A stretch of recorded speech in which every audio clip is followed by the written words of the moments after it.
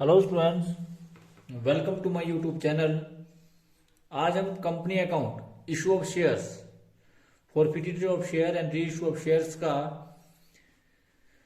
+2 class का chapter number 6 का question number 32 करेंगे। तो क्वेश्चन इस प्रकार से है, general entries the forfeited and reissue of shares. A Limited issued 100 shares of ₹10 each for the non-payment of final call of ₹4. These shares were reissued at ₹8 per share. तो आपके पास question ये है कि आपने 100 शेयर जो है वो forfeit किए, जिसमें आपको ₹4 फाइनल कॉल के पैसे नहीं मिले, और इन शेयरों को आपने ₹8 में रीइशू कर दिया, मतलब रीइशू एट डिस्काउंट कर दिया। बी कंडीशन है कि the forfeited 100 shares of ₹10 each for non-payment of final call for rupees. Out of these 60 share were reissue at 8 per share. ये भी डिस्काउंट पर रीइशू किए, और जबकि 100 शेयर आपने फॉरफिट किए थे उसमें से आपने 60 शेयर ही रीइशू किए। उसके बाद C limited forfeited 100 share of ₹10 each issued at a premium of ₹2 per shares for the non-payment of final call 4 per shares. These share were reissued at ₹8 per share. D Limited forfeited 100 shares of ₹10 each issued at a premium of 20%. The company received only 3 per shares on the application. On these shares, allotment 5 including premium and calls remaining unpaid. These shares were reissued at 8 per shares. आपने जो है शेयरों को premium पर issue किया था, और जिसमें आपको अलॉटमेंट का पैसा, एप्लीकेशन का पैसा मिला, जबकि अलॉटमेंट का पैसा जो है और कॉल का पैसा जो है आपको अनपेड रहा, और इन शेयरों को भी आपने रीइशू कर दिया डिस्काउंट पर। इशू आपने इनको प्रीमियम पर किया था और रीइशू या डिस्काउंट पर कर दिया था।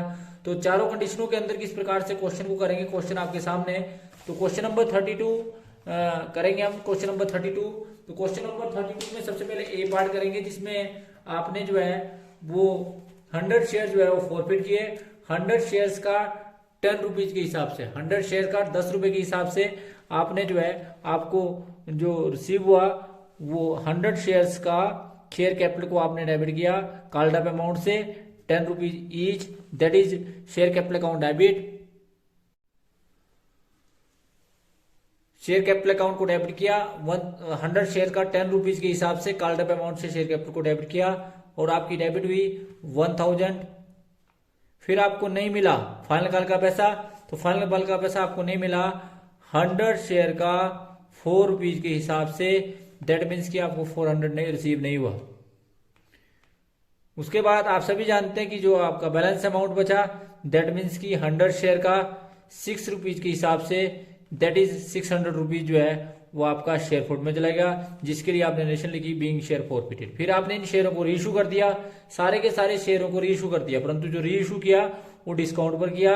100 शेयर को ₹8 के हिसाब से, दैट मीन्स कि आपने एंट्री करी bank account debit, share forfeited debit. Bank को डेबिट किया ₹800 से, और शेयर फॉरफिट को 100 शेयर का ₹2 के हिसाब से, दैट इज 200। उसके बाद शेयर कैपिटल को क्रेडिट किया, शेयर कैपिटल जो है 100 शेयर का ₹10 के हिसाब से आपका 1000 हुआ। जो बैलेंस अमाउंट बचा, यानी कि आपको प्रॉफिट हुआ था शेयरों को फॉरफिट करने से 600, और जब आपको लॉस हुआ रीइशू से वो हुआ 200। इसका मतलब जो बैलेंस अमाउंट है वो आपका कैपिटल रिजर्व में जाएगा, जिसके लिए आप एंट्री करेंगे share forfeited account debit to capital reserve, that is 400 and 400। तो इस प्रकार से ये था जी आपका ए पार्ट, जिसमें आपने कि जो शेयर फॉरवर्ड का बैलेंस है उसको आपने कैपिटल रिजर्व में ट्रांसफर किया। जब कैपिटल रिजर्व में ट्रांसफर किया तो जिसके लिए आपने एंट्री करी हुई share being balance of share forward transfer to capital reserve account.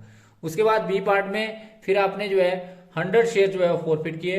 100 share जब आपने फॉरफिट किए तो वो ₹10 के हिसाब से, जिसके लिए आपने एंट्री करी share capital account debit. Share capital को डेबिट किया 1000 से, और फाइनल कॉल का आपको पैसा नहीं मिला। फाइनल कॉल का जो पैसा आपको प्राप्त नहीं हुआ वो आपका 100 शेयर का ₹4 के हिसाब से, दैट इज 400। जो पैसा आपको रिसीव हुआ 100 शेयर का ₹6 के हिसाब से, 600 वो शेयर फॉरफिट में चला गया, जिसके लिए आपने एंट्री करी share capital account debit, share final call account to share final call और to share forfeited. Being share forfeited. फिर आपने इन फॉरफिटेड शेयर में से 60 शेयर को रीइशू किया। आपने पूरे के पूरे शेयर रीइशू नहीं किए, बल्कि 60 शेयर को रीइशू किया और वो भी डिस्काउंट पर किया। 60 शेयर का 8 रुपीज के हिसाब से 480 जो है आपका बैंक में आया। और जो आपको नुकसान हुआ, क्योंकि आप सभी जानते हैं कि 60 शेयर्स का 2 रुपीज के हिसाब से आपको लॉस हुआ, तो 120 और 60 शेयर का 10 रुपीज के हिसाब से शेयर कैपिटल है, वो आपका 600 है। बीइंग शेयर रीइशू, फिर आपने फॉरफिटेड शेयर का जो बैलेंस है वो कैपिटल लेजर में ट्रांसफर किया।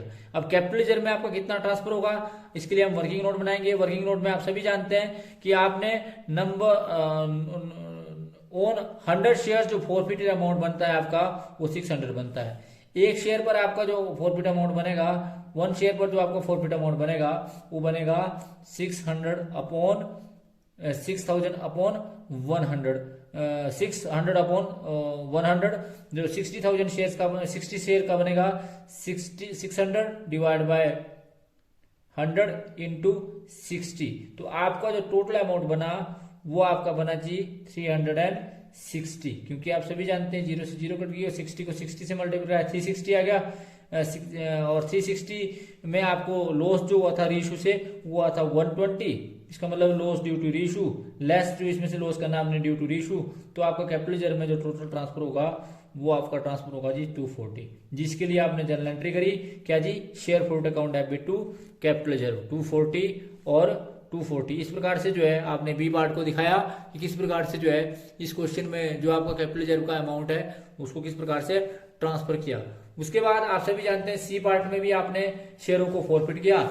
जब आपने शेयरों को फॉरफिट किया तो किस प्रकार से आपने शेयरों को फॉरफिट किया, दैट इज वेरी इंपॉर्टेंट। तो सबसे पहले तो आपने जब शेयरों को फॉरफिट किया, जिसके लिए आपने एंट्री करी share capital account debit. Share capital को डेबिट किया जाएगा। आप सभी जानते हैं कि जो शेयर कैपिटल को जो डेबिट किया जाएगा वो 100 शेयर का 10 रुपीज के हिसाब से कॉल्ड अप कैपिटल से शेयर कैपिटल को डेबिट किया जाएगा 1000, जिसके लिए आपने एंट्री करी share capital account debit to share final call. जो फाइनल कॉल के पैसे आपको नहीं मिले और फाइनल कॉल के पैसे नहीं मिले आपको 100 शेयर का 4 रुपीज के हिसाब से, दैट इज 400। फिर आपको जो पैसे मिले 100 शेयर के 6 रुपीज के हिसाब से वो आपने शेयर फॉरफिट कर दिए, जब्त कर लिए, जिसके लिए आपने नोटेशन लिखी बीइंग शेयर फॉरफिटेड। फिर आपने इन शेयरों को रीइशू कर दिया।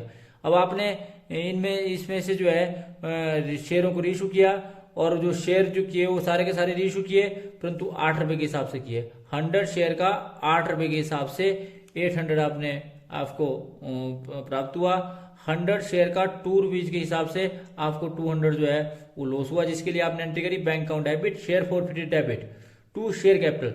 वो आपका 100 शेयर का 10 रुपीज के हिसाब से, शेयर कैपिटल आपकी 100 शेयर की 10 रुपीज के हिसाब से थी 1000। अब आपका जो फॉरफिट का अमाउंट है वो कैपिटल लेजर में ट्रांसफर हुआ, और वो कैपिटल लेजर में कितना ट्रांसफर हुआ जी 600 शेयर में से आपने जो आपको नुकसान हुआ 600 शेयर माइनस जो आपको प्रॉफिट हुआ था 600 का और माइनस आपको नुकसान हुआ था 200 का। तो इसका मतलब आपको जो टोटल फायदा हुआ जो कैपिटल लेजर में ट्रांसफर किया, क्योंकि ये कैपिटल प्रॉफिट है और कैपिटल लेजर में ट्रांसफर किया जाता है, जिसके लिए आपने एंट्री करी share forward account debit to capital ledger. इस प्रकार से लिखा उसमें आपने इसको दिखाया, जिसके लिए आपने नरेशन लिखी being share forfeited balance transfer to capital ledger account. फिर आपने डी कंडीशन के अंदर फिर जो है शेयरों को जो है वो जब्त किया जो आपका प्रीमियम पर इशू थे। तो किस प्रकार से आपने इनको फॉरफिट किया, जो सबसे पहले शेयर कैपिटल को डेबिट किया जाएगा। तो शेयर कैपिटल को डेबिट किया जाएगा 100 शेयर का 10 रुपीज के हिसाब से कॉल्ड अप अमाउंट से शेयर कैपिटल को डेबिट किया जाएगा 1000 एंड 1000। फिर सिक्योरिटी प्रीमियम को डेबिट किया जाएगा 100 शेयर का 2 रुपीज के हिसाब से, दैट इज 200।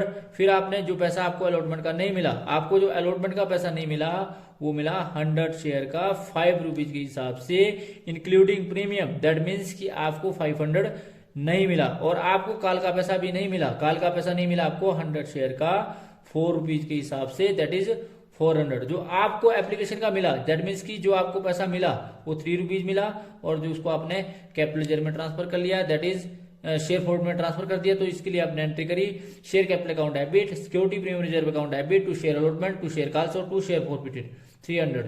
फिर आपने क्या किया, इसकी नरेशन लिखी कि बीइंग शेयर फॉरफिटेड। फिर उसके बाद आपने इन शेयरों को रीइशू किया। जब आपने इन शेयरों को रीइशू किया तो रीइशू जो आपने किया वो आपने 100 शेयर्स का, आप सभी जानते हैं 100 के 100 शेयर आपने रीइशू कर दिए, परंतु 8 रुपए के हिसाब से कर दिए, दैट इज 800। फिर आपको नुकसान हुआ 100 शेयर का 2 रुपीज के हिसाब से, दैट इज 200, और 2 शेयर कैपिटल आपकी 100 शेयर की 10 रुपीज के हिसाब से, दैट इज 1000। उसके बाद आपने जो कैपिटल रिजर्व में ट्रांसफर किया, जो बैलेंस था, शेयर होल्ड का बैलेंस था, वो आपका, आप सभी जानते हैं कि 300 टोटल प्रॉफिट हुआ था, 200 आपको नुकसान हुआ था। इसका मतलब है 100 आपने कैपिटल रिजर्व में ट्रांसफर कर दिया, जिसके लिए आपने एंट्री करी share hold account FB2 capital reserve, जिसके लिए आपने नरेशन लिखी being balance of share property transfer to capital reserve account. तो ये था जी आपका क्वेश्चन नंबर आपका 33, जो भी क्वेश्चन नंबर 32। तो थैंक्स फॉर क्वेश्चन नंबर 32। हाँ, तो thanks for watching the video. Please like, subscribe my channel and press bell icon for next notification. Thank you.